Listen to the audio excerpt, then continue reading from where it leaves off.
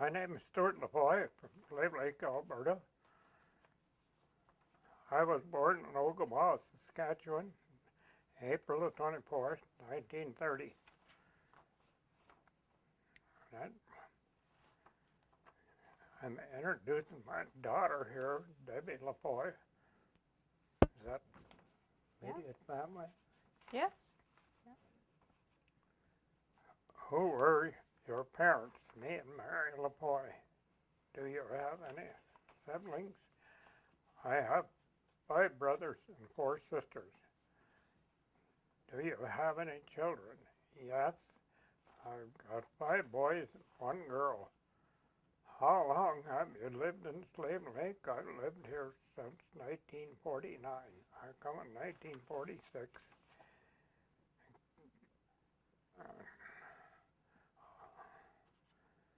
How many years is that? 40? 64, sorry. Anyway, coming to Slave Lake. When did you come? 1946, December the 10th. Why did you come? Well, it's the only place there was any work after the war was in the bush. But when you came here, you came and worked for 3 years. And then I stayed up here after that, 49. I made Slave Lake my home. What were your first memories of being in Slave Lake? Well, such a beautiful country coming up through Athabasca. It snowed. It was really something I never believed. Did you come by yourself? Bus. Or you came Yeah. by bus? By myself. Dad said, here's $50. Get out and get some work. So I come to the bush. They was advertising for workers. So Who did you come to work for? Bill Harris at Jippo for Swanson Lumber. I run a trim saw all that winter at a mill. And that was my first memories of being in Slave Lake. When I got off the bus, there was a guy by the name of Dave Trindle. You had to give him $2 to show you which little lumber truck to take out to your camp. Because he was a complete stranger dropping in from everywhere. So that's one of the things. And then some of the old memories of the Indians and stuff was the biggest population. Took me kind of under the wing and showed me the way of life. So indebted to them for the rest of my life, I guess. You're born and raised in slavery. How did you change your style of schooling? I wasn't born in slavery. Memories of sports. Did you pursue further education and training? Yes, I did. In future years, I went from millwright to planer. On a planer, I had to go to some night school on something to get up my math. So from there, forestry got a hold of me, and I got people to go out and get future certified firefighting and Hinton. So I joined up for there. There was 5 of us supposed to go, and I was the only one that went. So I'm a certified firefighter. So before that, when you first came to Slave Lake, you said you were taken in by families around here, like the St. Clairs, the Bottles, and they adopted you, sort of. more or less. Yeah. Because I was only 15, 16, my hair stood straight up, red they called me. So I got along. They always invited me to their any outings or anything they had or stuff. We seemed to mix together, and I enjoyed it all. And they used to do our laundry and stuff, so in the camps, and that was one way that they raised money for themselves. And I ate bannock. I ate off the land with them and stuff.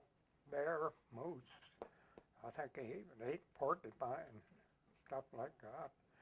So he lived and nobody had any money. If you had $10, it was theirs too. So, you know, so that's the way it worked. We couldn't wait till payday. It seemed like we could only get $10 at a time for wages. So we all lived, and if you got sick, they seemed to help you out with some Indian medicine or something, made you well. And we all seemed to work together, and laughter was our biggest thing of life them days. Always playing something on somebody, you get a laugh out of it, you know. So we lived through it all, and I used to have boils on the back of my neck, just steady. So I talked to these old people. They went out in the bush and got some pitch from some trees or something, and I haven't had a boil since, you know. I go down to the nurse, she wouldn't lance it, take it out. Big carbuncle, you know, from eating greasy food and stuff.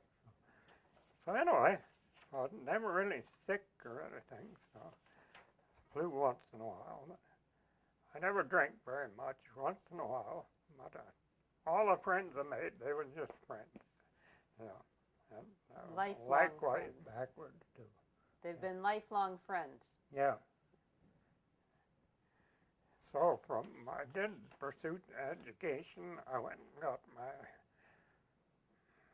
heavy-duty mechanic papers in night school there. I think I spent 6 weeks in training of different other stuff. I went and got a hydraulic course test and stuff to better myself. So I did. I done all right in that part, but just taking time to do this stuff. I was raising a family where I was, so I didn't get better pay and stuff. So today I still hold those certificates. So never thought any more of it. I got better pay. I got better. So then Swanson Lumber Company got a hold of me to go millwright. So I'd worked for them. A couple of Jippo mills, different winters. So I was up in Swan Hills. So along come Gunnar Wallstrom one day. Come on, Stu, I want you to go up Fort Chip. Why? Why would I go up there? Well, I want to head my millwright. The other guy's quitting. You're elected to go. Oh, okay. So I went up there. They built us a new house and everything. So I stayed 4 years. I was a head millwright up there over a big operation. How many people were there at that camp? In that camp, about 110. 110 of us. Yeah. So they had a school there and stuff. So One-room school. yeah, we talked to the wife. So yeah, we'll go. So all the kids flew up there. The only way you can get in was with a plane on the Athabasca River there. So we moved up there 4 years. Went through 2 floods. The last flood, we moved out. We lost everything. Swanson Lumber give us something for that. I just forget the figure. So we moved back to Slave Lake, and Slave Lake has been our home ever since. And So what happened to the rest of the families? they Where did come they back to Slave Lake. Our family, but some of the other families went with the company. Well, they stayed a few years and got it back to shape, and then they moved to Fort Chip and back. They moved everything to high level. So there. Well, that was part of history. So I come back to Slave Lake, and before that, I had a service station with I had in Shanrick in the 60s. Before the oil outfit come in. Then we was involved with a stock car club and all of them. We had 30 cars here, and we all seemed to pull together for something like that. There was about 40 of us. We went to high level and raced. We went to Wetaskiwin. We went to Drayton Valley. Drayton Valley. And then we come back through to Edmonton, entered into the Speedway with our cars. There's about 5 or 6 of us, I guess.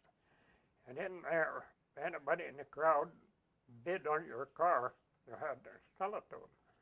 So we pulled out and come back to Slave Lake and raced around here, high level, Athabasca, and all over the country. Had 33 cars, you know. We done our 8 minutes, so then along 64, the oil outfit come in. So it kind of petered out then. People went this way, that way, and tried making a better living. So we had a 99-year lease in the park for our track. But once we wasn't doing anything, we had to give it up to them. So it went back to the park. We tried to get it back, but they said no. So it's still there. So on what are your... You were saying that the stock car, with the stock car tracks, there used to, stock car days, there used to be a parade downtown, and then the activities were out at the 64. park there. And then they held Or the Riverwood Days out at it. The whole town would go out. Yeah. They had tents up and everything, and barbecues. Oh, it was beautiful. Because there's no place in town big enough for anything. Braden Orr played a big role in that because it was here from the oil outfit.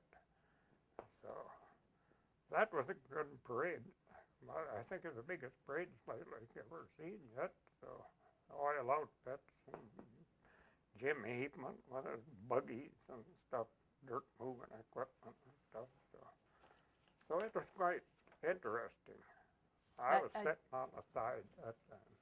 A different kind of parade than we have now. Yeah, it was more or less people just throwing something together, and you know. And it, I don't know if there's any pictures on that yet or not. So anyway, we seemed to get behind everybody. Everybody had mentioned something, we'd try it. You know, we'd get out and help. And I remember at the fairgrounds, the circus, I had these. My job was these loops, throwing prizes, you know, for kids, yeah. Cary Grant played a big role in it. All those, even business people, you know. But it was something different for Slave Lake. So finally we went on and on. It seemed like everything you turned around, somebody would, yeah, I'd do it. So I'd get involved, and pretty soon I was out in front there. I didn't want to be, you know.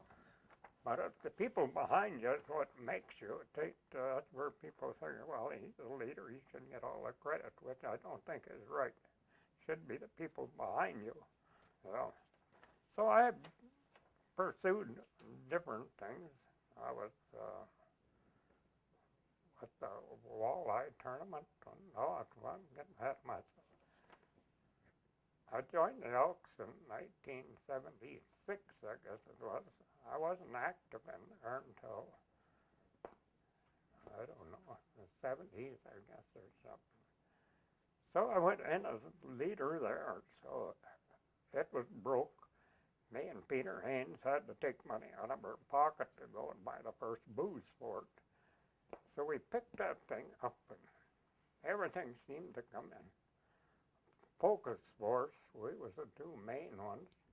Then pretty soon other people at Rostowitz and different people started following us. So it bloomed. Then I always got along with my neighbors. We never fought a friendship or anything. If we could help them, I helped them, you know. And I always learned, you got to give before you take, you know. Where'd I go from there now? Okay. Well, you said something earlier about the changes in Slave Lake when oil started happening or became here. At one time, they thought of going across the lake instead of coming through Slave Lake. They was thinking of making a road across the lake with a bridge, then across the Narrows to get to Nipissey. And Fost was the biggest town along the place there. So anyway, as far as I know, they got looking at this, and then they figured, well, Slave Lake should be the headquarters. So they come to Slave Lake in '64, Went around, it was all mud, there was no road. And from there is where Slave Lake really boomed. I remember Main Street with 3 or 4 foot of ruts like that, mud, rain. You know. It was quite a deal. I just come back from the north then, so I was quite surprised at Slave Lake, because it's up in Swan Hills at 49 there. And there was nothing in Slave Lake at that time. So, so pretty soon all these oil outfits, tents, trailers, just all over the place, you know, and people. So pretty soon, they gotta have recreation. So, you know, the bars are the only place. And they seemed to chip in, like, when money-wise or work-wise. Nobody got paid for anything, but we had a lot of laughs, yeah. What are your most important memories? Or what are your fondest memories?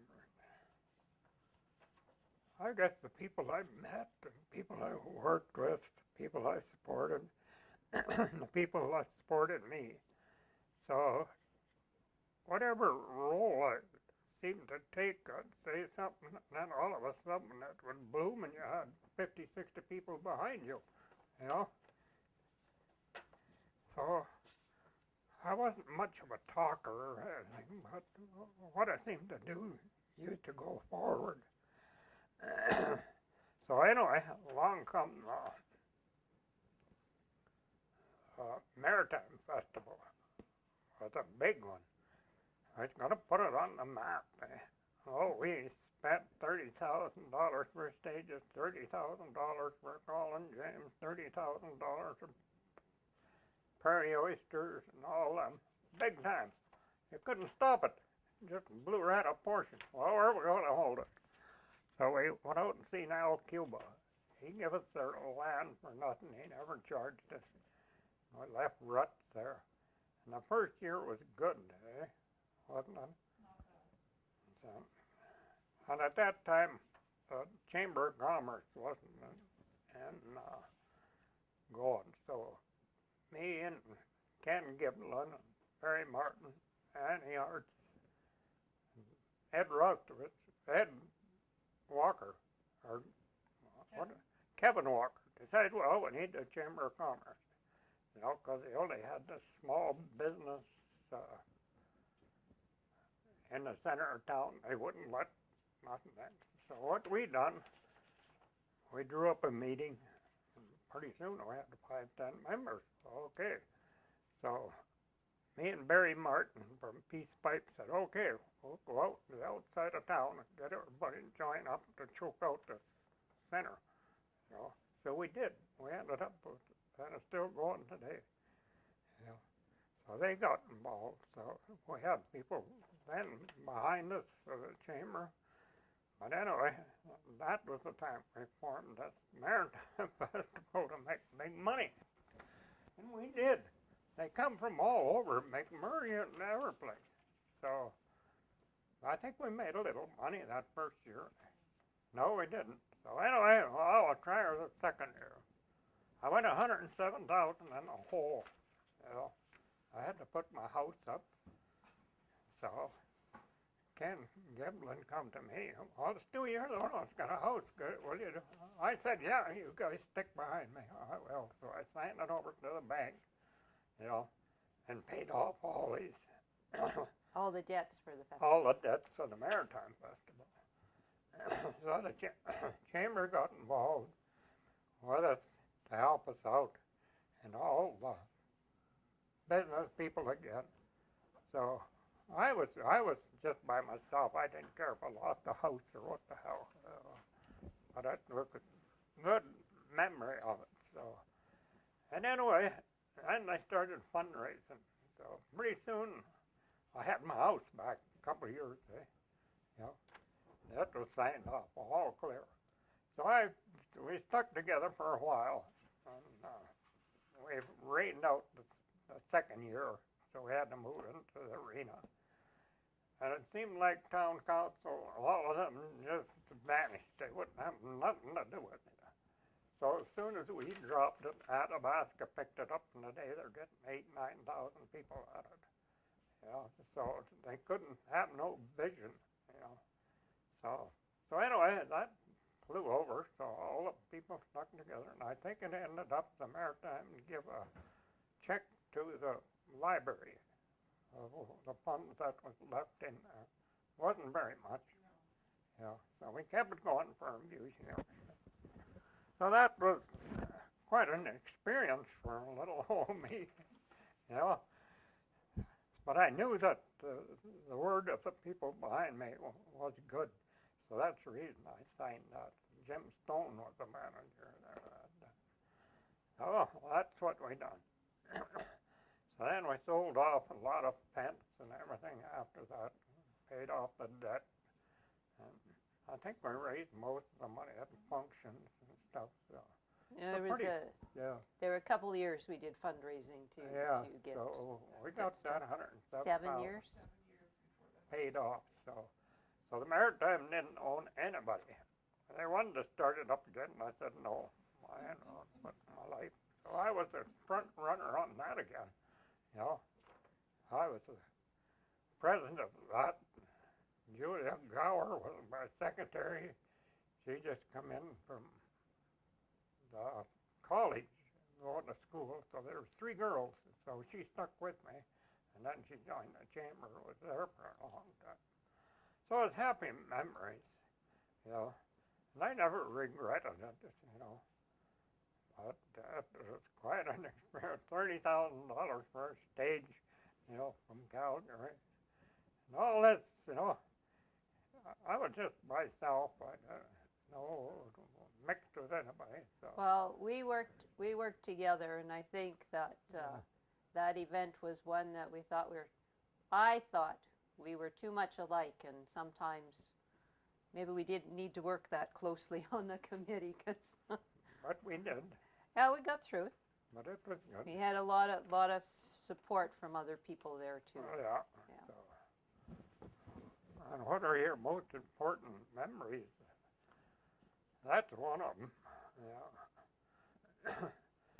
And anytime you give we used to, kids, like, you know, you'd see them uptown, they would be around the stores, and you'd give them $1 to go buy candies or something with, you know, just to make them happy to see a smile on their face.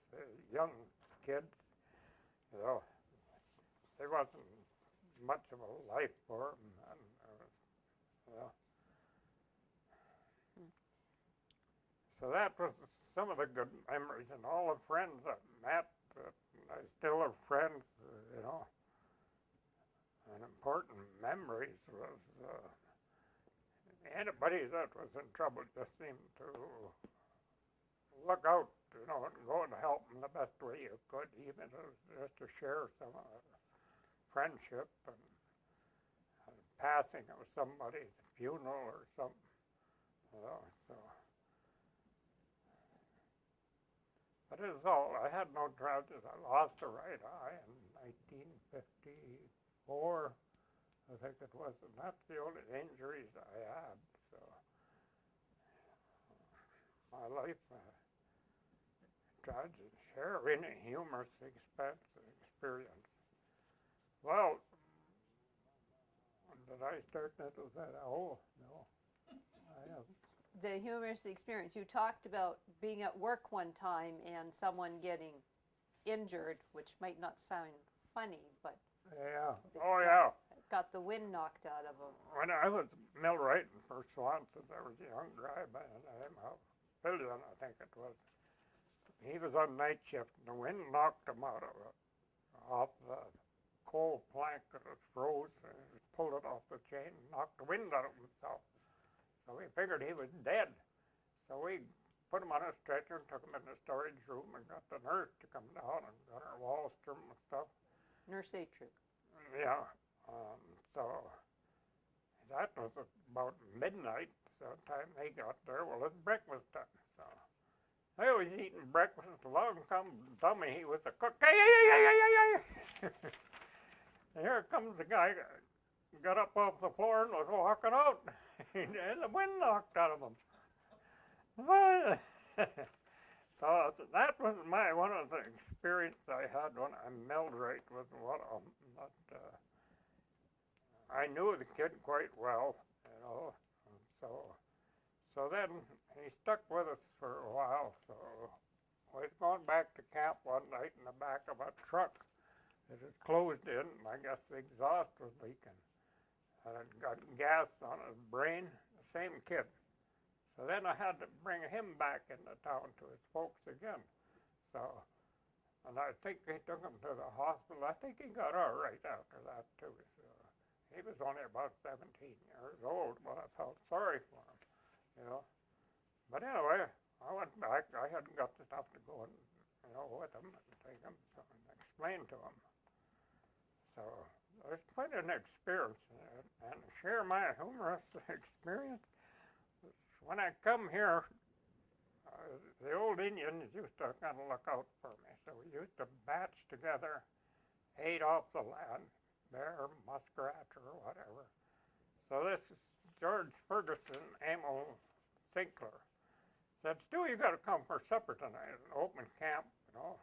I made bannock where you lean it up against. And he said, we got owls tonight. I've cooked them for 4 days and they're still tough.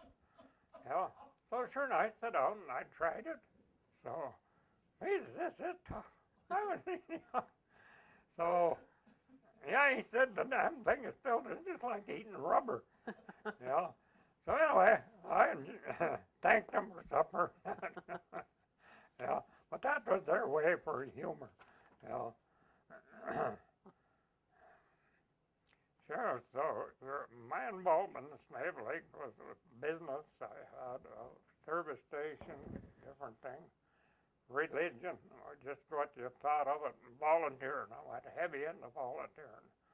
Every organization I could think of. The Walleye Tournament, me and Ted Conrad took to looking after the banquet for that for 500-600 people. So we had people behind me. Ron Hansen, different people that done all this. So we took that on, and that was the Elks, and I was there for secretary and treasurer for about 14 years. But involved with the Elks for what, 37 altogether? So then along come Gaming Commission, and the high officials said you can't be involved after 5 years in secretary and treasurer, which was a bad mistake for them to do because you knew how it worked and the people that went in. So when I left there, I had 92,000 in bingo account alone. That was community money. We already took our 50%. I guess they spent it someplace now and I can't find out where it went or don't know or anything. So I went back to different meetings. They wouldn't listen to a motion or anything. They'd tell them you can't do this, the bylaws and Constitution. That's wrong. Oh, nobody listened to the Constitution, all this shit. So I knew there was something wrong. So I made a trip to Red Deer and seen the head officials there at the Alberta Elks. And they told me, well, you're out of it. The Constitution don't mean nothing. There's nothing we could do. So I come home and I thought about this for a while. So I wrote a letter to the Grand Lodge in Regina explaining the same thing. They was 6 months getting back to me, and they said they had their books done. I can see them. So I didn't believe them, so I wrote a letter to the MLA. So what she done after that, I don't know. It don't sound good, but I took all the books to Rooker, and they wouldn't let me through the front door to see them. To this day, they refuse to talk to me. And everybody's got a right, you know. And so today, I don't know how the books are or anything. I would sure like to know where that 92,000 went, you know. And so And so the reason you want to know is because it belongs to, the community, you know, it was community money. So pretty soon, they wouldn't let you be secretary and treasurer, so I had to move out.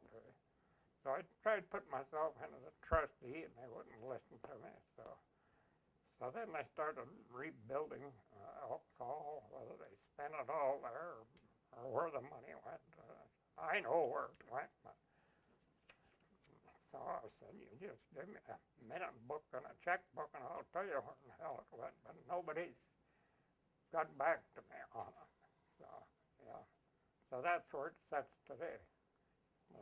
so what did the Elks do in the time that you were involved? You talked about them helping the other communities around we the did. region all over. We helped out like with gaming proceeds, Wabasca, Trout, Peerless, McLennan, Foss, Canusa, Whitewater, Smith, I think, just a circle.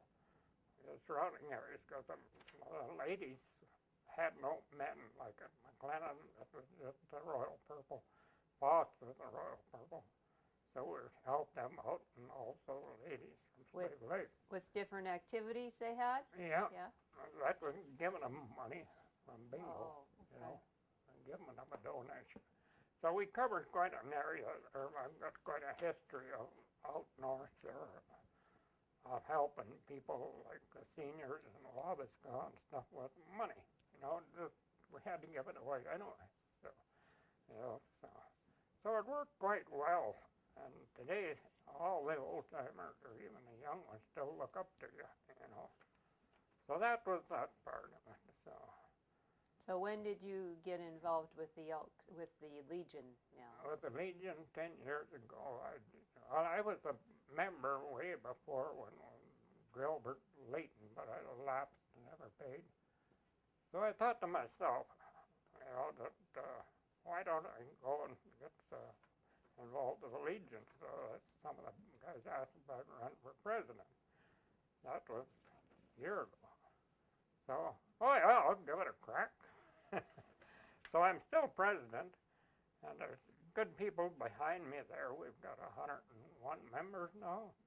They seem to follow me again, so we're trying to get out of the way. It's 26,000 in the hole to start with, so we borrowed enough money from the high command to pay all the debts off around town.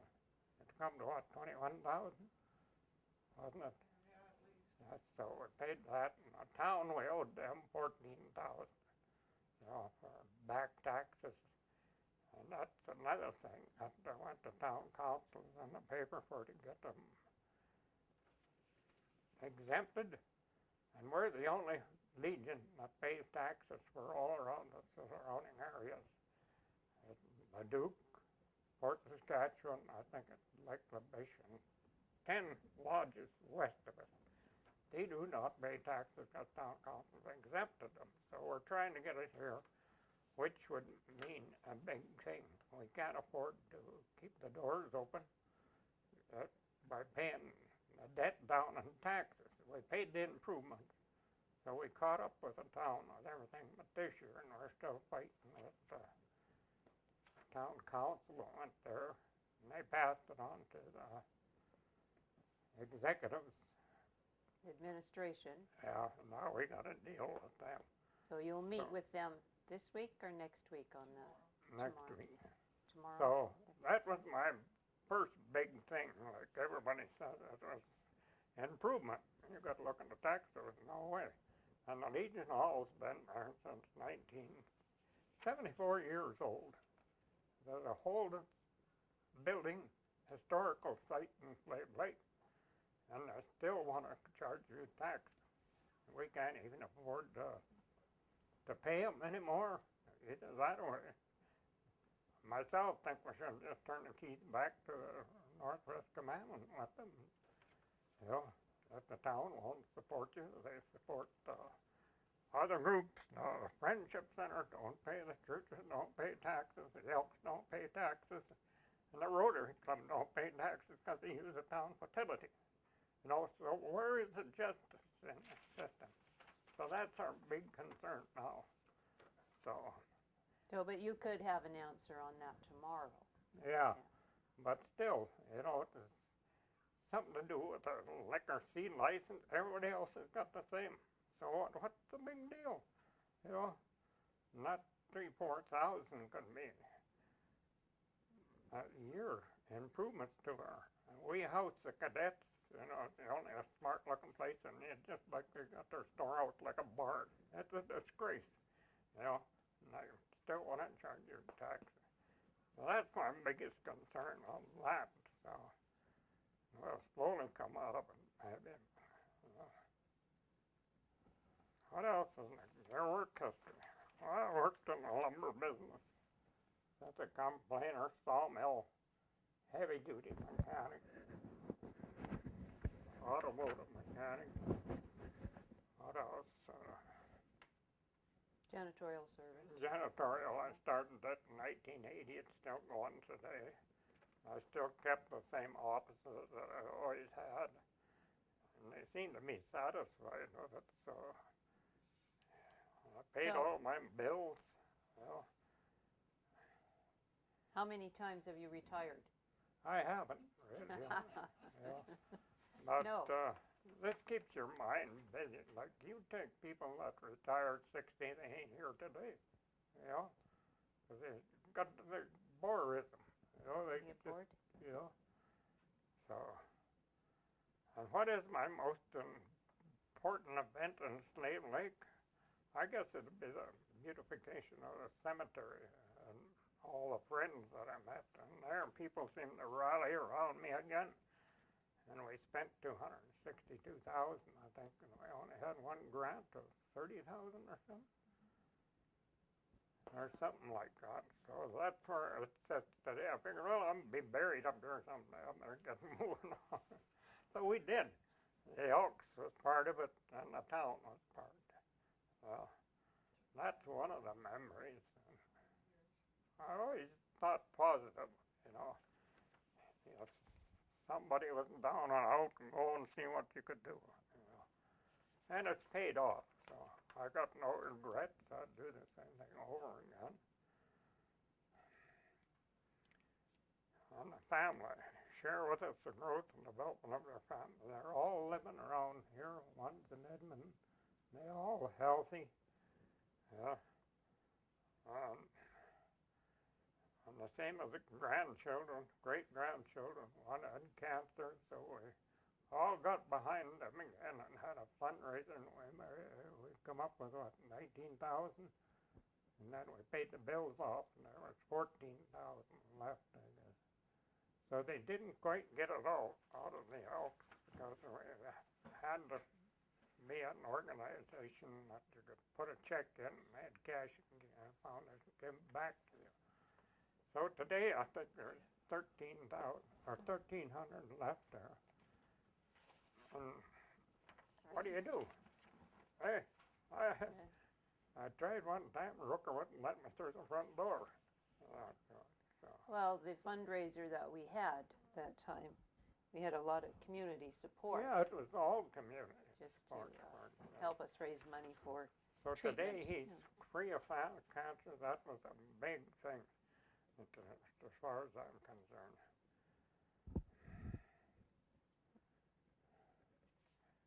Oh, the reader.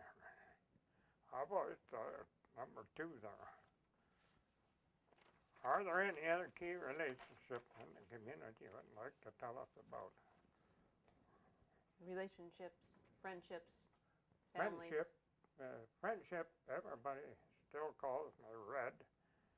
And you gotta look up at the older people. That's one thing that the history of Slave Lake made it. So, and the younger children, they still look up at you too. There's a lot of good kids out there, you know, and a few bad ones, but very few of them have, you know. And I've always had key relationships with everybody. I never went too far of anything, just kept it as friendship, and it paid off, you know. And I got friends that phoned me this year from high up Yellowknife. Heard I was sick. So it just shows you how far it can go. How would you describe Slave Lake? Well, Slave Lake ain't what it used to be. It seems like it's all greed. They don't want to give before they take, you know. And it's a bad thing of Slave Lake to think this way, that the town figures they should control everything, you know, all sports, everything. And it's they, a lot of, I don't know why town taxpayers don't stand up and say, we don't need this, we don't need that, we need the counselors and administration. What else do we need all the rest of that for? Look at the wasted space they done it in that place there. You know, that's a bad thing for Slave Lake, and they'll come from out of town and tell you the same thing. What's They that? could have done the very same thing at town office at Gordon Ferguson, and still had them. You know, instead of trying to take sports, control all grants and everything, that ain't right. You know, why are we paying these people? You know, But don't you think that the grants and stuff have to be supported by the municipalities now more Well, than before? you know, but look at the big grants they're getting. Like they got the arena, they got two of them. Why do they want to take all the rest of this stuff away from the other groups that's trying to make a money fundraising. something that pays off? No, they want to control everything, you know, and that shouldn't be right. That should be brought up at the next election. What the hell are you guys doing? You know. Well, I don't care. Like the government center, look at all those buildings that are empty now. Why do they need that there? You can't even get in there. You know, you got to have a special key to let you, just like a jail. Now that is something wrong as far as I can see. Oh, Slave Lake, they're looking at the wrong way. They've been trying to create tourism. Christ, when I was back in the 50s, they tried to create tourism. They're no further ahead than what they was today. You know, they're going at it wrong. They built something way out south of town here where the tourists come through and they stop in Jeff's because he's got more to offer them. You know? Now, I might be wrong in some of this stuff, but I can't see it that they want. Why does town council want to control everything? You know? And that's a big question. I can't answer it. Maybe it's something further down the line, but everybody's got to fight for something when you go to get it. It shouldn't be that way. Yeah. Do you think that volunteers, the way people volunteer now has changed than in the 50s and 60s, Oh, where it's people were changed. more independent and self-reliant? It changed. Now we need support more for grant Yeah, applications for the and groups, funding eh? applications. You know, college does so much, which I can see, you know, but why do we, you know, that's a big question. Why are the taxpayers, where they get their wages, what is there, 46 in the town office? You know? No? I don't know.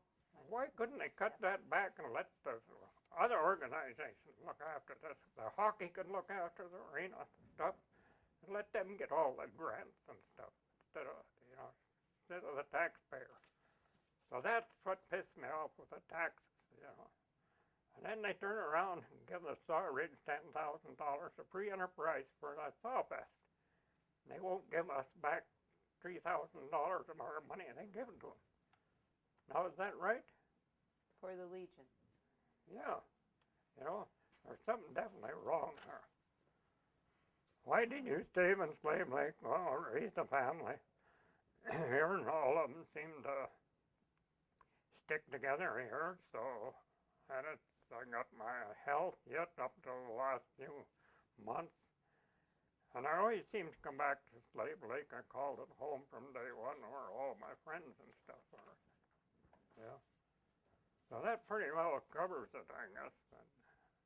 But the taxes is what really pisses me off. Well, and it makes sense, eh? You know, if you stop and think about it, you know, what are they trying to do? You know? But anyway, I guess that's about it. You want to add anything? Yeah. Yeah.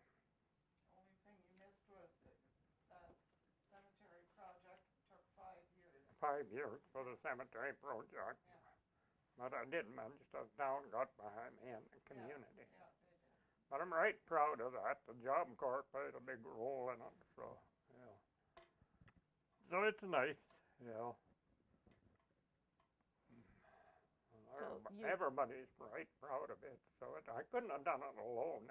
You know, it was a group of people behind you that, You didn't talk much about what happened with Wallstrom School and that whole process there about Oh. having the school established in Slave Lake. well, the Wallstrom School, I worked for a contractor by the name of Ed Only, Charlie Schroeder, and Gunnar Wallstrom. Me and Sam Short was the only one that had a car, the rest had trucks, you know, and it was working. So they said, well, we want you two guys to go around and get people to come and vote. Sam went west, I think, to Whitewater, and gathered everybody up. I went this way, cow trails and everything, and got them to come up and vote to get Gunnar in as a trustee on the Wallstrom School, because otherwise it was going to go to Canuso. So we got Gunnar in, and then Gunnar fought and got it here for Slave Lake. Got it back in the 50s. So otherwise, down all these cow trails, I had to babysit for some of them when they took their car and went and voted there. So you babysat for the families while Yeah. the parents took the Yeah, vehicles. 10 to get little votes. kids, diapers. And they always had to shop, before they come home. So, well, there wasn't too many vehicles at that time here. So we said we'd do it and volunteer. One whole day we took it, a day like something like this. Yeah. So So that's how come Wallstrom School, he fought for it and got it here. So that's how come they named that street behind it. So it all paid off. I got no regrets. So what difference did that make to Slave Lake to have the school here rather than have the school Well, put in Canuso? they'd had the bus people up there and stuff when Slave Lake was growing. They could see a future, like a vision ahead, what, a Slave Lake would be bigger. One thing, Canusa was surrounded by 3 reserves, and High Perry wanted to put it there. So then, I don't know how Gunnar done it, but pretty soon he got it approved 3 or 4 years later, and then come to Slave Lake. Yeah, so that's how he got his name on the school. I got mine on the street. There was other people involved too, so that, but we never got paid for any of it. It was all volunteer. I enjoyed the different people out Drew's, down Drew Hill, Rabbit Hill. There was no road, only number 2 highway, and it was all dust. So it was good. I enjoyed that to see education. I used to haul wood into an old school they had there from camp when I come in, timber blocks. That was, a lot of good people I met, and a lot have gone.